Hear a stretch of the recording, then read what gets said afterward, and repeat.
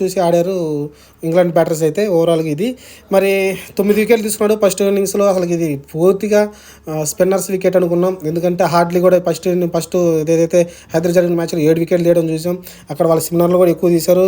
Anderson కూడా 3 వికెట్లు తీసుకోవడం చూసాం. కానీ ఎక్కువ స్పిన్నర్సే ఇంగ్లాండ్ తరపున స్పిన్నర్సే వికెట్లు తీసుకున్నారు. కానీ మన తరపున అయితే దాదాపు 2 ఇన్నింగ్స్లు కలిపి 9 వికెట్ల దాకా అయితే జస్ప్రీత్ బుమ్రా అయితే వికెట్లు తీశాడు. కష్టకాలంలో ఉన్న ప్రతిసారి కూడా వచ్చి బుమ్రా అయితే వికెట్ తీయడం చూసాం. ఇది ఓవరాల్గా మ్యాచ్. ఇది ఖచ్చితంగా బౌలర్స్ విజయం. బౌలర్స్ అయితే గెలిపించారు. బ్యాటింగ్ పూర్తిగా విఫలమయ్యారు. ఎందుకంటే ఫస్ట్ దాంట్లో కావచ్చు, లేకుంటే దీంట్లో కావచ్చు, చాలామంది బ్యాటర్స్ అయితే చాలా విఫలమయ్యారు. 2 ఇన్నింగ్స్లు మీరు చూసుకుంటే ఫస్ట్ ఇన్నింగ్స్, సెకండ్ ఇన్నింగ్స్ 2 ఇన్నింగ్స్లు కూడా పూర్తిగా బ్యాటర్స్ విఫలమయ్యారు. ఎందుకంటే సెకండ్ ఇన్నింగ్స్లో గిల్ సెంచరీ మినహాయించి మిగతా ఏ బ్యాట్స్మెన్ కూడా అక్షర్ పటేల్ తప్ప మిగతా ఏ బ్యాట్స్మెన్ కూడా పరుగులు చేసింది లేదు.